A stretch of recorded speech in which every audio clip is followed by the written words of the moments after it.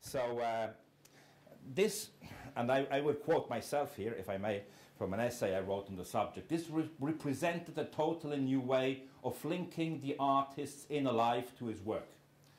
Now, whatever the subject of a work of art is, it is also about the artist's ability to access his inner world and convey it to the heart and mind of an audience through the medium of his work.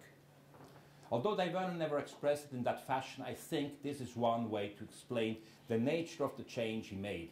In what I would call a variety of realism in magic, he introduced a new grammar of method of expression by getting rid of the theatrically, overly expressive gestures that were the rule at the beginning of the 20th century until roughly the 1960s, and he discovered a new form of naturalness. The overloaded tricks are rendered more compact in their construction and obtain a new aesthetic. Baroque elements in staging, method and handling are replaced by simple, innocent-looking procedures simulating everyday actions. Eye-catching style of movement were no longer suffered. Vernon's magic does away with the old showmanship. It ceases to be loud, sensational and overdone. He offers his artist magic that just happens because he can facilitate it, not because he's nimble-fingered and possesses certain unusual pieces of apparatus. So I hope I've been able to put that in good words with the help of my publisher, good friend, and editor Stephen Minch. And I hope to go through the next examples and cast different light different facets that will help make this even more clear.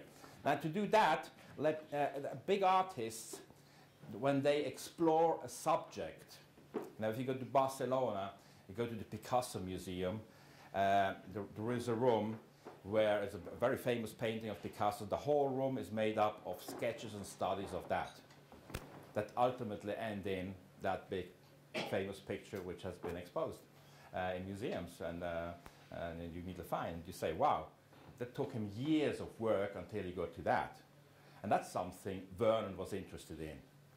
Now, I will talk about it a little bit later. To be the performer and the showman was not so much his motivation for being magic, although he did it in a very charming way, as we could see. You agree? I mean, it's a charming man doing very good and strong magic. You know, that's not. So he didn't like the showmanship. He just loved magic and saw a depth and complexity in it, and he wanted to devote his life to the exploration and study of it.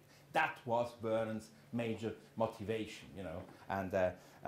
So one of the things he explored, it was not his invention, was it's called the peripatetic walnuts. It's one of the chronicles. If you find this here, I think it's in volume 1, which is this one. It's explained in detail, and it's in one of the Magic Castle lecture. But I think most haven't seen it. It's not in my repertoire, so you'll forgive any mistakes which I might make here. But let me just. So this is how you call this? Tube. Yes, have a look. There's nobody inside. Here is what do you call that? Saucer. Thank you. My English is better than yours then. And good. And here are the, how you call this? Walnuts. So there were the walnuts. So yeah, right. Good. And how's that? Good. It's fine. Good. Thank you. Nobody inside. Good. Lucky. And a magic wand. So yeah. So let me get the 1, 2, 3 here. So we're going to isolate this with tumbler, and we're going to further cover that with the tube. Good. Now take the first, and with the power of the magic wand, which of course is over here, it vanishes. Not only does it vanish, it penetrates exactly and is inside the glass. And one wonders, how is that possible? You know, that the darn thing appears underneath. There's no assistant here, and there's nobody in the wand, and nothing. You know, still, and still. Let me try once again for one walnut. This is isolated on all sides. We go even a step further and isolate it like that. We have this. We're going to touch it with the magic wand. You go like this. Look at that, and you got 2 or 3. You say, how did he do that? He did it very well. Yeah, well, he used to do this very well, yes.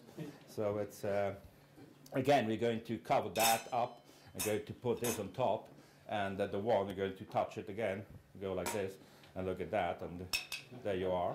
And here are the 3 balls, and the other. And there you are. So that's...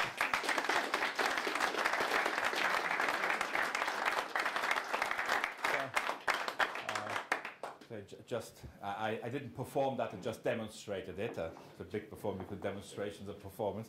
But just to give you the idea, it was not one of his ideas. He found, I mean, one of the things that makes it worthwhile to study Vernon and his magic is that having been 98 years of age, you know, spanning almost 100 years, he was familiar with practically all the top people and performers of that time on the continents, because he traveled a lot, you know.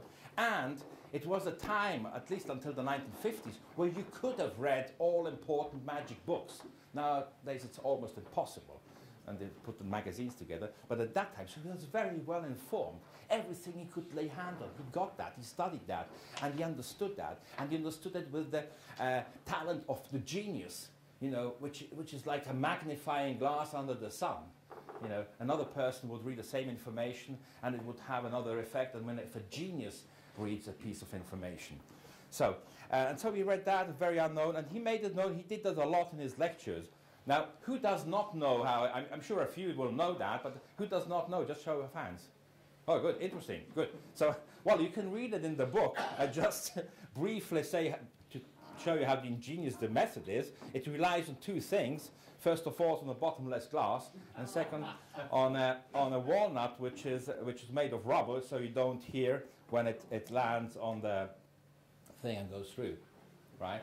So that's the mechanical secret of this trick, and I think it's pretty ingenious, and the manipulation now becomes relatively obvious. If you're interested, just look it up there. I don't want to spend more time to explain that, but there are a lot of fine points you can use here. At the beginning, for instance, very nice, because you can put these in and just arrange them, and you can go like this, you know, they stack. It's very practical.